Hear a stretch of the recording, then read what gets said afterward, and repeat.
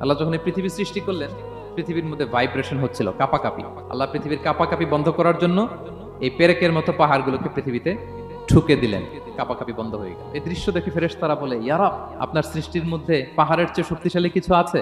আল্লাহ বললেন আছে। সেটা কি? আল্লাহ বললেন সেটা লোহা। কারণ লোহা দিয়ে পাহাড় কাটা যায়, ঠিক কিনা? লোহার কথা শুনে ফেরেশতারা অবাক।